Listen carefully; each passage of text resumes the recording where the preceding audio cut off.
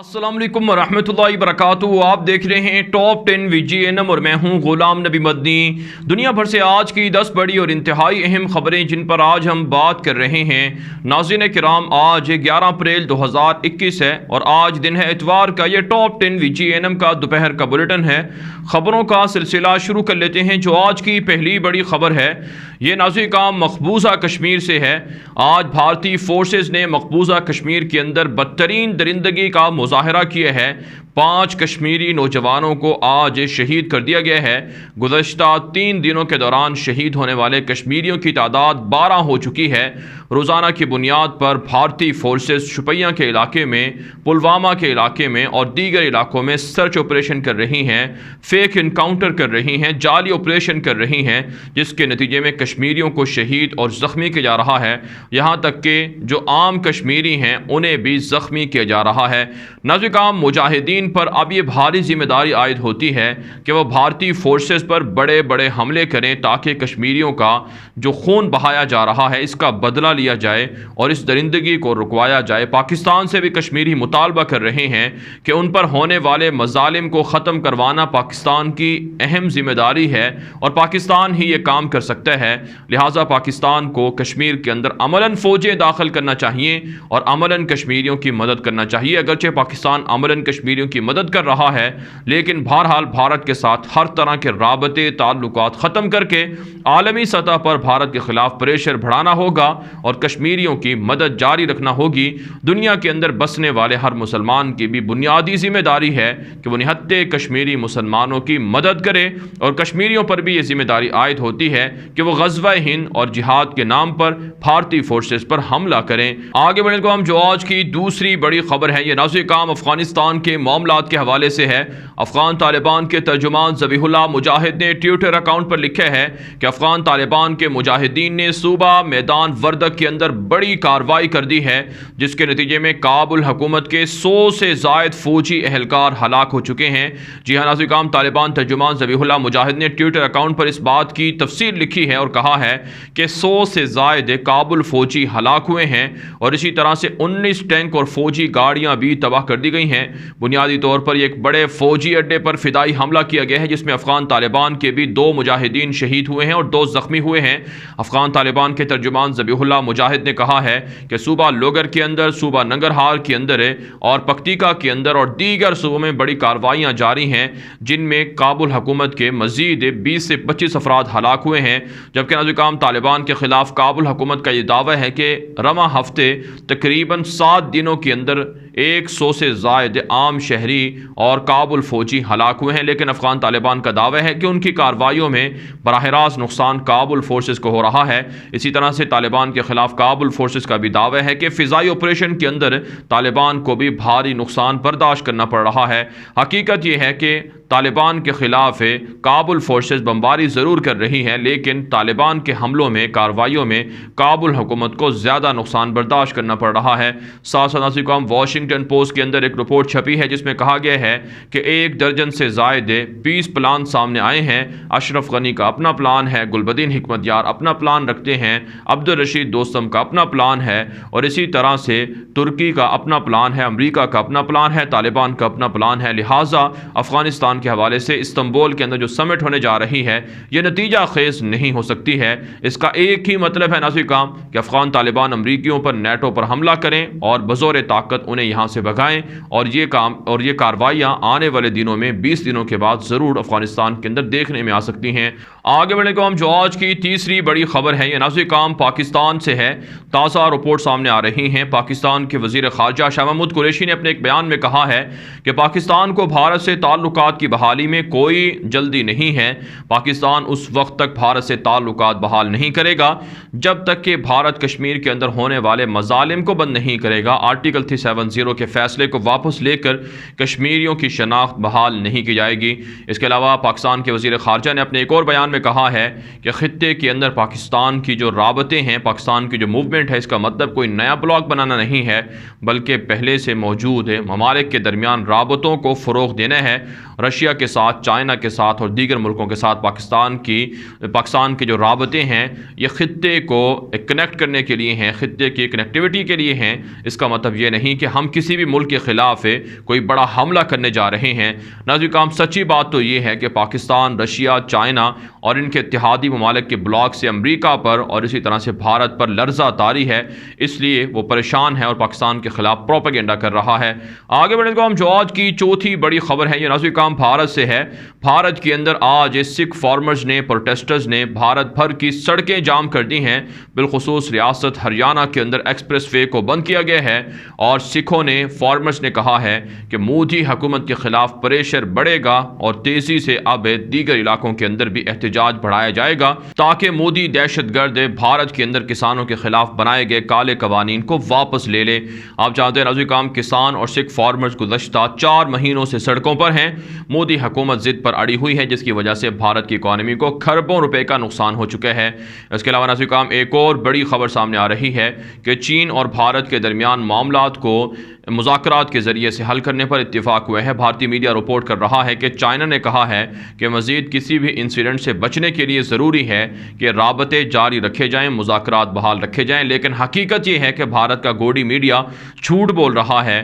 چین بھارتی علاقوں پر قابض ہے، چین بھارتی علاقوں پر اب بھی تعمیراتی کام کر کے قبضہ کر رہا ہے، لیکن مودی حکومت خاموش ہے کیونکہ وہ چین کا کچھ بگاڑ بھی نہیں سکتی ہے۔ اس کے علاوہ ناظرین کرام جاپان اور بھارت کے درمیان تعلقات کے بڑھنے کی خبریں چلائی جا رہی ہیں اور اس کی وجہ چائنا کو قرار دیا جا رہا ہے کہ چونکہ چائنا سے جاپان کو بھی خطرہ ہے اس لیے جاپان اور بھارت کے درمیان رابطے بڑے ہیں۔ حقیقت یہ ہے کہ بھارت کوآڈ ممالک کے نام سے جتنا چاہے مرضی بلاک بنا لے، ایکسرسائز کر لے اور ان کے درمیان میٹنگز کروا لے، لیکن چائنا کا مقابلہ نہ تو بھارت کر پا رہا ہے اور نہ ہی کوآڈ ممالک کے دیگر ممالک چائنا کا مقابلہ کر پا رہے ہیں۔ آگے بڑھنے کو ہم جو آج کی 5ویں بڑی خبر ہے یہ چائنا، تائیوان اور امریکہ اور یورپ کے تعلقات کے حوالے سے ہے۔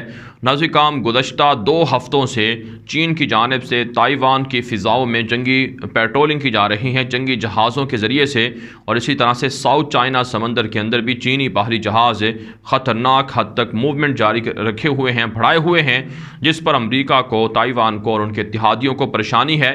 یہی وجہ ہے ناظرین کرام ایک تازہ خبر سامنے آ رہی ہے کہ امریکہ کے ڈیفنس سیکرٹری نے کہا ہے کہ فلپائن اور دیگر ساؤتھ چائنا سی کے ساتھ ملنے والی ممالک کے ساتھ یا نیشنز کے ساتھ اب جنگی مشقیں شروع کرنے جا رہا ہے امریکہ، جس کا مقصد اور ہدف چائنا پر پریشر بڑھانا ہے۔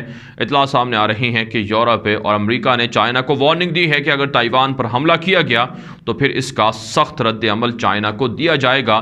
کہا جاتا ہے کہ چائنا اب تک کے دنیا کے کسی بڑے ملک کے ساتھ عملاً کوئی بڑی جنگ نہیں لڑ پایا ہے اور نہ ہی اس کی یہ پالیسی ہے، لیکن چائنا کی جنگ تائیوان اور ہانگ کانگ کے معاملے پر امریکہ اور دیگر ملکوں سے، اتحادیوں سے ہو سکتی ہے، کیونکہ تائیوان کے اندر بغاوت، ہانگ کانگ کے اندر بغاوت امریکہ اور یورپ کی ماں پر جاری ہے۔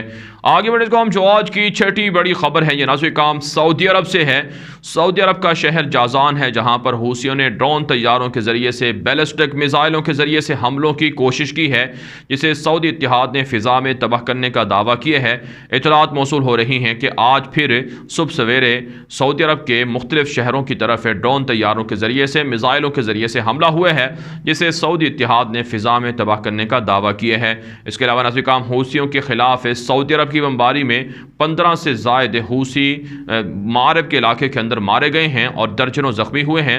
سعودی اتحاد کا دعویٰ ہے کہ یمن کے اندر حوثیوں کی کمر توڑ دی گئی ہے اور حوثی جو میزائل حملے کر رہے ہیں اس سے سعودی عرب کو نقصان نہیں ہو رہا، بلکہ سعودی عرب کا جو دفاع ہے وہ مضبوط ہے۔ آگے بڑھنے کو ہم جو آج کی 7ویں بڑی خبر ہے یہ ناظرین کرام ایران سے ہے۔ ایک تازہ بڑی بریکنگ نیوز سامنے آ رہی ہے کہ ایران کے اندر ایک مرتبہ پھر جوہری پلانٹ اور جوہری سائٹ پر حملہ ہوا ہے، جس کے نتیجے میں ایران کے اندر الیکٹریسٹی متاثر ہوئی ہے۔ ایک تازہ خبر جو ریٹر نے بھی اور دیگر عالمی ذرائع ابلاغ پر خبر نشر ہوئی ہے، جس میں کہا جا رہا ہے کہ الیکٹریکل انسیڈنٹ پیش آیا ہے نتنز نیوکلیئر سائٹ میں، جہاں پر کسی بھی طرح کی ہلاکت یا جانی نقصان کی اطلاعات سامنے نہیں آئیں، لیکن البتہ اس نتنز نیوکلیئر جو سائٹ ہے یہاں پر کافی نقصان ہوا ہے ایران کو۔